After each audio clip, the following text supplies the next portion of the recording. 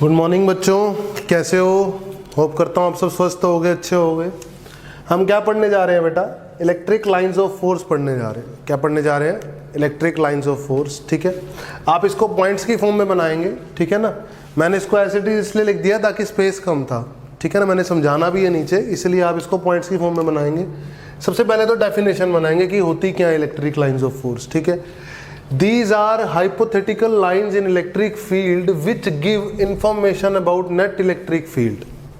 सबसे पहली बात, ये एक हाइपोथेटिकल लाइन होती है इलेक्ट्रिक फील्ड के अंदर, इलेक्ट्रिक चार्ज के आसपास एक हाइपोथेटिकल लाइन होती है जिससे हमें क्या पता लगता है, इलेक्ट्रिक फील्ड के बारे में इंफॉर्मेशन मिलती है। ठीक है, अब दो चीज़ें हैं, इलेक्ट्रिक फील्ड एक वेक्टर क्वांटिटी है तो उसकी मैग्नीट्यूड भी है, उसका डायरेक्शन भी है, तो दोनों चीज़ों के बारे में इंफॉर्मेशन मिलती है इलेक्ट्रिक लाइन ऑफ फोर्स से। कैसे?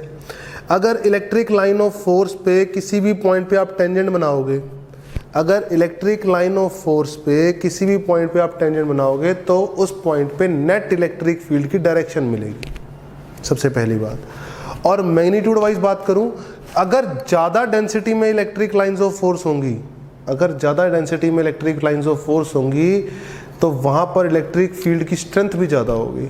अगर कम डेंसिटी में इलेक्ट्रिक लाइंस ऑफ फोर्स होंगी तो वहाँ पर इलेक्ट्रिक फील्ड की स्ट्रेंथ क्या होगी? कमज़ोर होगी उसके कंपैरिजन में। ठीक है, तो these are hypothetical lines in electric field which give information about net electric field. Tangent at any point of electric line of force gives direction of net electric field. ठीक है ना, यहाँ तक तो आप लिखोगे डेफिनेशन, यहाँ तक तो आप डेफिनेशन लिखोगे। इसके बाद आप पहला पॉइंट बनाओगे, tangent at any point of electric line of force gives direction of net electric field, first point. फिर सेकंड पॉइंट बनाओगे, density of electric lines of force gives magnitude of electric field strength. ठीक है ना, gives information about magnitude of electric lines of force, मैंने आपको बताया, ये second point बनाओगे। फिर third point, two electric line of force can never intersect each other. क्यों? क्योंकि इलेक्ट्रिक लाइन ऑफ फोर्स पे किसी भी पॉइंट पे टेंजेंट ड्रॉ करता हूँ तो नेट इलेक्ट्रिक फील्ड की वैल्यू मिलती है। किसकी वैल्यू मिलती है? नेट इलेक्ट्रिक फील्ड की। अब समझो, और अगर ये दो इलेक्ट्रिक लाइन ऑफ फोर्स हैं, ये दोनों कट कर गई तो इस पॉइंट पे नेट इलेक्ट्रिक फील्ड ऐसे है और इसी पॉइंट पे नेट इलेक्ट्रिक फील्ड ऐसे है।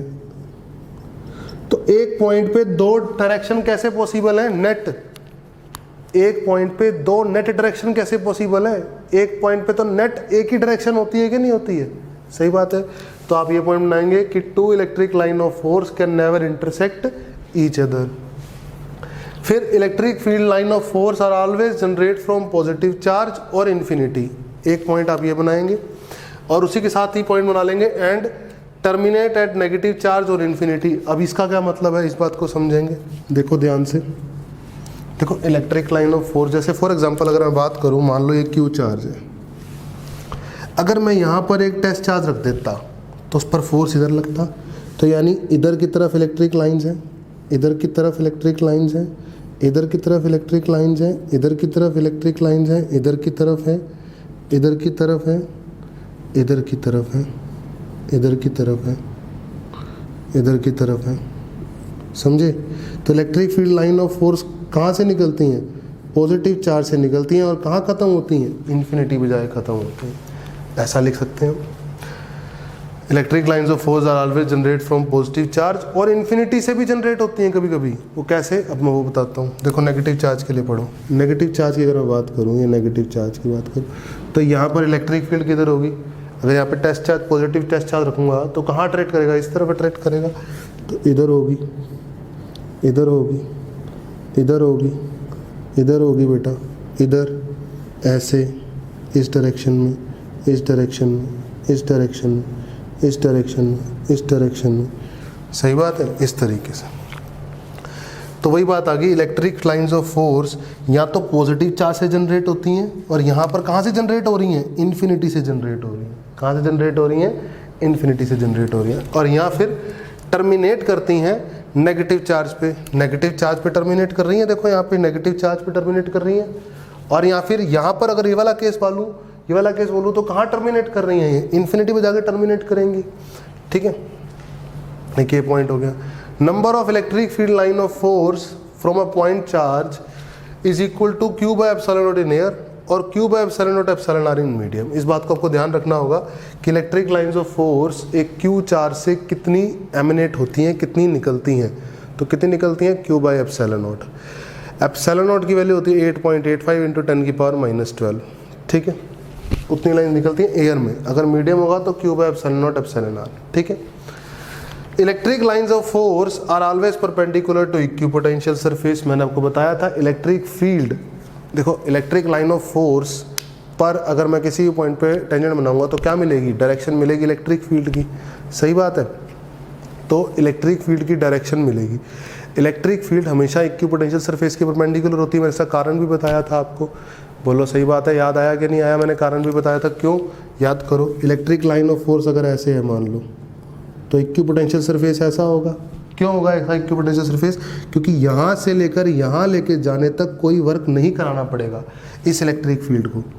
इस इलेक्ट्रिक फील्ड ने चार्ज को यहाँ से यहाँ लेके जाने में कोई वर्क नहीं कराया, क्योंकि परपेंडिकुलर फोर्स है ना। वर्क नहीं कराया तो कोई पोटेंशियल नहीं, कोई पोटेंशियल में चेंज नहीं आया। वर्क नहीं कराया तो कोई पोटेंशियल में चेंज नहीं आया।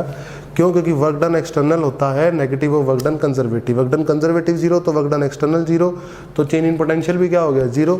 तो ये क्या बन गया, इक्विपोटेंशियल बन गया। क्या बन गया, equipotential. Similarly electric lines of force are always perpendicular to equipotential surface. फिर कंडक्टर के अंदर इलेक्ट्रिक फील्ड पॉसिबल नहीं है। इलेक्ट्रिक फील्ड पॉसिबल नहीं है अगर कंडक्टर के अंदर, तो कंडक्टर के अंदर इलेक्ट्रिक फील्ड लाइन भी पॉसिबल नहीं होगी। अगर फील्ड लाइन हुई तो मैग्नीट्यूड होगा कुछ ना कुछ। अगर मैग्नीट्यूड होगा तो इसका मतलब इलेक्ट्रिक फील्ड स्ट्रेंथ होगी। पर कंडक्टर के अंदर कोई इलेक्ट्रिक फील्ड स्ट्रेंथ नहीं होती। कंडक्टर के अंदर electric field lines present, lines of force present नहीं होती, ठीक है ना। There is no electric line of force present inside conductor. अब मैं आपको कुछ इलेक्ट्रिक लाइंस ऑफ फोर्स बनाकर दिखाता हूँ 1 बाय 1। ओके बच्चों, अब हम कुछ electric lines of force draw करेंगे वेरियस फिगर्स के लिए। ध्यान से देखेंगे। सबसे पहले हम ड्रॉ करेंगे प्लस क्यू और माइनस क्यू की वजह से तो आप ड्रॉ कर ही चुके हैं, ठीक है। मैंने क्या लिया बेटा, एक प्लस क्यू लिया इधर और एक माइनस क्यू लिया इधर। इसकी वजह से ड्रॉ करेंगे तो देखो क्या होगा, इससे लाइंस निकलेंगी और टर्मिनेट होंगी इस पर, ठीक है। तो क्यू से निकली और माइनस क्यू पे टर्मिनेट हुई। क्यू से इलेक्ट्रिक लाइन ऑफ फोर्स निकली, माइनस क्यू पे टर्मिनेट हुई। क्यू से निकली, माइनस क्यू पे टर्मिनेट हुई। क्यू से निकली, माइनस क्यू पे टर्मिनेट हुई। क्यू से निकली, माइनस क्यू पे टर्मिनेट हुई बेटा। ऐसे यहाँ से निकलेंगी और टर्मिनेट कहाँ पर होंगी, सारी की सारी ये माइनस क्यू पे, और इस पर आएंगी ऐसे। बोलो बेटा, इस पर आएंगी कि नहीं आएंगी इलेक्ट्रिक लाइंस ऑफ फोर्स? बिल्कुल सही बात है, इस पर आएंगी।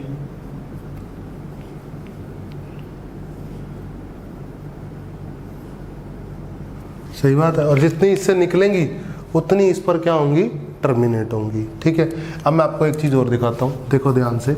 अगर मैं इस पॉइंट पे बात करूँ तो ये क्यू चार्ज ऐसे रिपेल करता, एक इलेक्ट्रिक फील्ड ये होती, ये माइनस क्यू अट्रैक्ट करता, एक इलेक्ट्रिक फील्ड होती ये, और इन दोनों का वेक्टर सम होगा ये।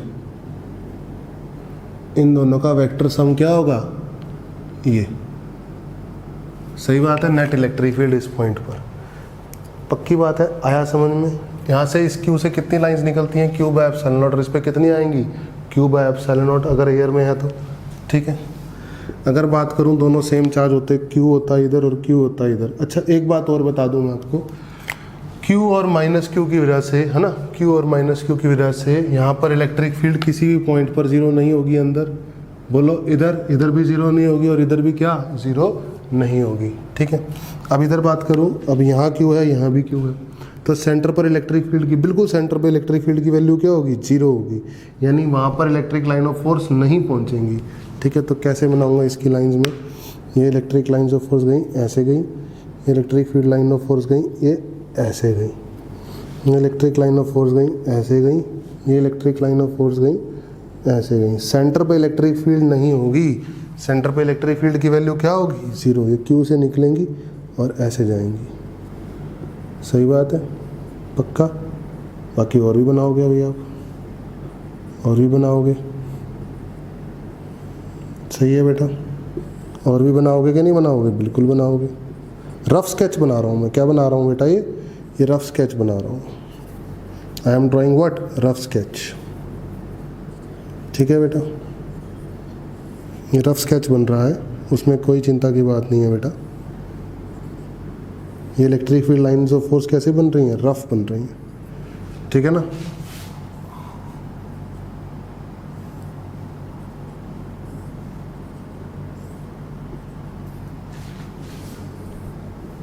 इलेक्ट्रिक लाइंस ऑफ फोर्स कैसे बन रही हैं? रफ स्केच बन रहा है, पक्का, कोई चिंता की बात नहीं है इसमें, ठीक है। और जहाँ पर भी आप इलेक्ट्रिक फील्ड निकालना चाहते हो वहाँ पर, जैसे मान लो फॉर एग्जांपल अगर यहाँ पर इलेक्ट्रिक फील्ड लिखना चाहते हैं इस पॉइंट पे, तो इस चार्ज की वजह से यहाँ होती E1 वेक्टर, और इस चार्ज की वजह से कहाँ होती? यहाँ होती E2 वेक्टर। तो नेट इलेक्ट्रिक फील्ड क्या होती है? इन दोनों का वेक्टर सम, और वो होती यहाँ, ये होती नेट इलेक्ट्रिक। ऐसे कहीं भी पॉइंट पे बनाई है, ये जो लाइंस हैं ये नेट इलेक्ट्रिक फील्ड है। ये क्या है? नेट इलेक्ट्रिक फील्ड है। नेट इलेक्ट्रिक फील्ड उस पॉइंट पर है, ठीक है। ये दोनों क्यू क्यू चार्ज के लिए बना दिया। सेंटर पे इलेक्ट्रिक लाइन ऑफ फोर्स क्यों नहीं है? क्योंकि सेंटर पर दोनों के ऐसे इलेक्ट्रिक फील्ड की वैल्यू क्या होगी? 0, तो वहाँ पर कोई इलेक्ट्रिक लाइन ऑफ फोर्स नहीं होगी बेटा, ठीक है। और आप देख सकते हैं, जैसे मान लो ये क्यू है और ये -2Q है, इसका मतलब क्या है? यहाँ से जितनी निकलेंगी उससे डबल यहाँ पर आएंगी, उससे डबल यहाँ पर आएंगी। तो दिखाओगे कैसे इसको? इसको दिखाने का तरीका होगा ऐसा, ठीक है। यहाँ से निकलती हुई कितनी दिखाऊंगा मैं? मान लो ये हो गई 1 2 3 4 हो गई, 5 हो गई, 6 हो गई, 7 हो गई, 8 हो गई, 9 हो गई, 10 हो गई, 11 हो गई, ठीक है ना। अब यहाँ पर टर्मिनेट होती हुई कितनी होंगी? टर्मिनेट कितनी होंगी? 11 मैंने बनाई है, तो इधर कितनी होंगी? 22 टर्मिनेट होंगी, है ना। 11 तो दिख ही रही हैं, और ही बना दो, ठीक है ना।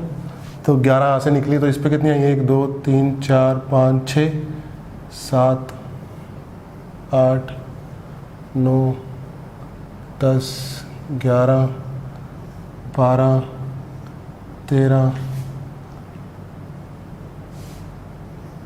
14 15 16 17 18 19 20 21 22। रफ स्केच बना रहा हूँ मैं। क्या बना रहा हूँ? Rough sketch. आपको समझ में आ रहा है कि ये मैग्नीट्यूड ऑफ चार्ज, इसका चार्ज का मैग्नीट्यूड ज़्यादा है, इसीलिए यहाँ से ज़्यादा इलेक्ट्रिक फील्ड लाइंस की डेंसिटी यहाँ ज़्यादा है। इसका मैग्नीट्यूड कम है, इसीलिए यहाँ पर इलेक्ट्रिक लाइंस की डेंसिटी क्या है? कम है इसके कंपैरिजन में, सही है। तो इलेक्ट्रिक लाइंस ऑफ फोर्स की डेंसिटी किससे पता चलेगी? मैग्नीट्यूड ऑफ इलेक्ट्रिक फील्ड से, ठीक है ना। मैग्नीट्यूड ऑफ चार्ज से भी कह सकते हो आप, आसपास जो रखा गया है, ठीक है बेटा। और क्या बना सकते हो? देखो जैसे मान लो कि ये क्यू चार्ज है, ठीक है। अगर सिंपल कनेक्टर होता, मान लो सिंपल कनेक्टर, स्फेरिकल कनेक्टर होता, कैसा कनेक्टर होता? स्फेरिकल कनेक्टर है, तो कनेक्टर इक्यू पोटेंशियल है, और electric lines of force equipotential surface से कैसे निकलती हैं? परपेंडिकुलर। अगर पॉजिटिव चार्ज है तो निकल रही होंगी, नेगेटिव है तो टर्मिनेट हो रही होंगी। तो पॉजिटिव चार्ज है, मान लो क्या है? Positive charge. स्फेरिकल कंडक्टर ले लिया मैंने, क्या ले लिया? Spherical conductor. तो अंदर इलेक्ट्रिक फील्ड लाइन क्या होगी? इलेक्ट्रिक लाइंस ऑफ फोर्स अंदर होंगी? बिल्कुल भी नहीं होंगी, अंदर 0 होंगी। ये ऐसे परपेंडिकुलर निकलेंगी सरफेस के। सरफेस से क्या निकलेंगे बेटा? Perpendicular. Electric lines of force surface से कैसे निकलेंगी? परपेंडिकुलर। परपेंडिकुलर क्यों निकलेंगी? क्योंकि electric field lines of force equipotential surface के क्या होती हैं? परपेंडिकुलर ही तो होती हैं। बोलो, सही बात है। सारी लाइंस कैसे निकलेंगी? परपेंडिकुलर निकलेंगी। और अगर आर्बिट्री शेप का कनेक्टर होगा तो, आर्बिट्री शेप का कनेक्टर होगा तो क्या करोगे आप? तो आप ऐसे देख लो, ये 4th देख लिया आपने, 5th देख लो। आर्बिट्री शेप का कनेक्टर दिखा देता हूँ आपको।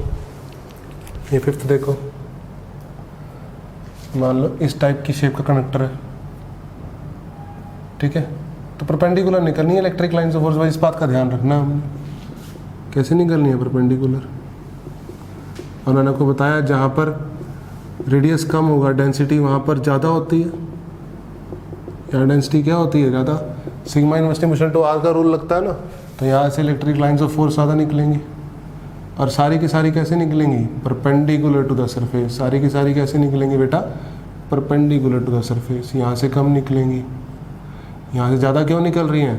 क्योंकि यहाँ चार्ज डेंसिटी क्या है? ज़्यादा है। यहाँ चार्ज डेंसिटी क्या है बेटा? ज़्यादा, इसलिए यहाँ से ज़्यादा निकालती हुई दिखा रहा हूँ आपको। और निकलेंगी कैसे? Perpendicular to the surface. कैसे निकलेंगी बेटा? Perpendicular to the surface. उसमें कोई चिंता नहीं है। फिर यहाँ फिर थोड़ी ज़्यादा निकलेंगे, थोड़ा यहाँ से क्या है, रेडियस कम है, इसके कंपैरिजन में यहाँ का रेडियस क्या है, कम है, ठीक है। तो यहाँ से फिर थोड़ी ज़्यादा निकाल दो। सारी की सारी होंगी क्या, पर शर्त यह है कि परपेंडिकुलर होंगी। क्या होंगी? परपेंडिकुलर होंगी। सही बात है। फिर यहाँ ऐसे कर दो, फिर यहाँ थोड़ा सा रेडियस कम हो गया तो ऐसे निकाल दो, फिर यहाँ रेडियस बढ़ गया, ऐसे कर दो। ये सारी की सारी लाइंस कैसी होंगी? परपेंडिकुलर होगी। अंदर इलेक्ट्रिक फील्ड क्या होगी? जीरो। कंडक्टर के अंदर इलेक्ट्रिक लाइंस ऑफ फोर्स नहीं जाती, ठीक है। और देख सकते हो आप सिक्स्थ, देखो एक सिक्स्थ और दिखाता हूँ आपको, ठीक है। अब मैंने क्या किया, एक चार्ज रख दिया कंडक्टर के सामने। कंडक्टर के सामने क्या रख दिया? एक चार्ज रख दिया स्फेरिकल कंडक्टर के सामने। ये चार्ज रख दिया स्फेरिकल कंडक्टर के सामने। तो क्या होगा बेटा बताओ? अनचार्ज कंडक्टर रख दिया, चार्ज रख दिया एक अनचार्ज कंडक्टर के सामने, स्फेरिकल अनचार्ज कंडक्टर के सामने। तो क्या होगा? नेगेटिव चार्ज इंड्यूस होगा, सही है। इधर पॉजिटिव चार्ज आएगा, पक्का? सही है। नेगेटिव क्यों इंड्यूस हुआ, पॉजिटिव क्यों आया? ताकि नेट इलेक्ट्रिक फील्ड जीरो बन सके, क्योंकि इस क्यू की वजह से यहाँ पर इलेक्ट्रिक फील्ड इधर है, electric field due to plus Q. तो अंदर एक पॉजिटिव से नेगेटिव इंड्यूस इलेक्ट्रिक फील्ड है जो इधर है, ताकि नेट इलेक्ट्रिक फील्ड क्या बन सके? अंदर जीरो बन सके। और electric field due to plus Q और electric field due to induce charge क्या होगी? सेम होगी किसी भी पॉइंट पे। किसी भी पॉइंट पे electric field due to plus Q और electric field due to induce charge क्या होगी? सेम होगी कंडक्टर के अंदर। तभी तो अंदर नेट इलेक्ट्रिक फील्ड क्या हो पाएगी? जीरो हो पाएगी। अब समझो, ये पॉजिटिव है, ये सेंटर है ना, सेंटर की तरफ टर्मिनेट होती है दिखाएंगे कि परपेंडिकुलर आनी है। नेगेटिव चार्ज है ना ये सारा, ऐसे समझो आप। परपेंडिकुलर एक कंडक्टर क्या है? एक कंडक्टर की इज व्हाट? इक्यू। कंडक्टर क्या है बेटा? इक्यू पोटेंशियल सरफेस है। और electric lines of force equipotential surface से कैसे निकलती हैं? परपेंडिकुलर निकलती हैं। कैसे निकलती हैं? परपेंडिकुलर। ये सारी लाइंस ऑफ फोर्स क्या आएंगी? परपेंडिकुलर आएंगी। सारी लाइंस ऑफ फोर्स क्या होंगी बेटा? परपेंडिकुलर होंगी। उसमें भी कोई चिंता की बात नहीं है, ठीक है ना। और ऐसे इधर कैसे निकलेंगी? परपेंडिकुलर ही निकलेंगी। इधर से भी इधर कैसे निकलेंगी बेटा? परपेंडिकुलर निकलेंगी। सही बात है, कोई चिंता की बात नहीं है इसमें। सभी बच्चे समझ रहे होंगे इस बात को। अंदर इलेक्ट्रिक फील्ड क्या है? जीरो। और ये सारे के सारे मैं कैसे निकाल रहा हूँ लाइंस? परपेंडिकुलर निकाल रहा हूँ। क्या निकाल रहा हूँ? सरफेस के परपेंडिकुलर। क्यों? क्योंकि conductor is what? Equipotential surface. और इलेक्ट्रिक लाइंस ऑफ फोर्स कैसे होती हैं? इक्यू पोटेंशियल सरफेस के परपेंडिकुलर होती हैं बेटा। कैसी होती हैं? इक्यू पोटेंशियल सरफेस के परपेंडिकुलर होती हैं। कुछ इस टाइप का फिगर बनेगा, ठीक है। और अंदर हम इरेज कर देते हैं। फिर अंदर तो इलेक्ट्रिक फील्ड है नहीं, वो तो डॉट बनाने के लिए बनाई है मैंने, ताकि आपको परपेंडिकुलर दिख सके। तो अंदर हटा सकते हैं हम सारी, क्योंकि अंदर इलेक्ट्रिक फील्ड ज़ीरो होती है। अंदर इलेक्ट्रिक फील्ड की स्ट्रेंथ क्या होती है बेटा? ज़ीरो। और इंड्यूस इलेक्ट्रिक फील्ड क्यों होती है? इलेक्ट्रिक फील्ड इंड्यूस ही क्यों होती है? क्योंकि इस प्लस क्यू की वजह से अंदर इलेक्ट्रिक फील्ड किसी ना किसी पोजीशन पे कुछ होगी, तो उसको बैलेंस आउट करने के लिए, ख़त्म करने के लिए, नलीफाई करने के लिए इंड्यूस इलेक्ट्रिक फील्ड चाहिए कि नहीं चाहिए? बिल्कुल चाहिए। जैसे फॉर एग्जांपल अगर मैं बात करूं कि अगर इस पॉइंट पे बात करूं, इस पॉइंट पे बात करूं, तो देखो इस पॉइंट पे बात करूं तो net electric field plus Q ऐसे है, बोलो। तो इंड्यूस इलेक्ट्रिक फील्ड कुछ ऐसे होगी ताकि क्या हो? कैंसल आउट हो जाए। ताकि क्या हो जाए बेटा? कैंसल आउट हो जाए। कंडक्टर के अंदर इलेक्ट्रिक फील्ड क्या रखनी है? जीरो। यहाँ पर अगर मैं बात करूँ, यहाँ पर प्लस क्यू की वजह से इलेक्ट्रिक फील्ड इधर है, तो इंड्यूस इलेक्ट्रिक फील्ड इधर होगी कुछ, ताकि क्या हो जाए?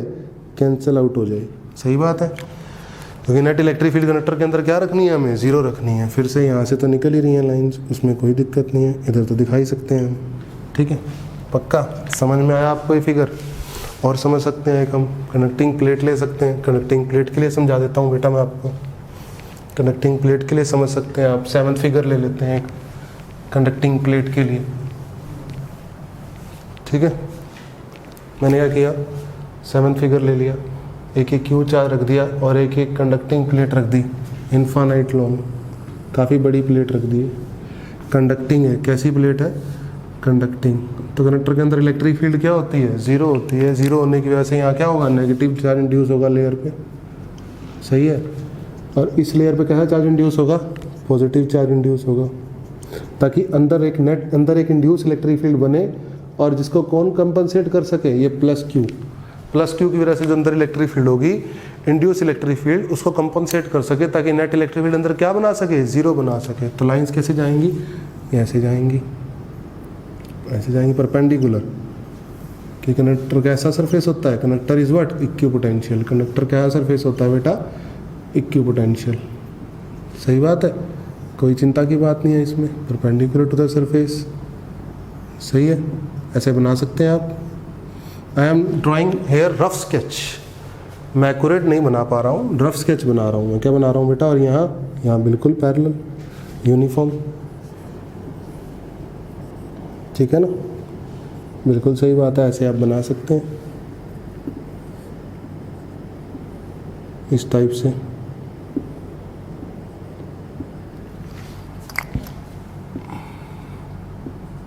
ये लॉन्ग इन्फानाइट है तो सारी की सारी इसमें टर्मिनेट होती हुई दिखा ही सकते हैं, क्योंकि ये इन्फानाइट है।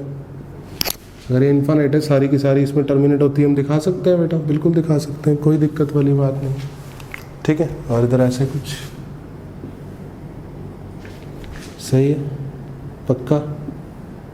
यूनिफॉर्म इलेक्ट्रिक फील्ड होती है तो इक्वली स्पेस लाइंस होती हैं, ठीक है ना। ये लगभग इक्वली स्पेस्ड है। अगर आपको नहीं दिख रहा तो मैं थोड़ा ठीक कर देता हूँ इसको। ये लगभग क्या है बेटा, इक्वली स्पेस्ड है, ठीक है ना। ये लाइंस क्या है, लगभग इक्वली स्पेस्ड है ये वाली, ठीक है ना। यूनिफॉर्म इलेक्ट्रिक फील्ड की पहचान ही यही होती है, ठीक है।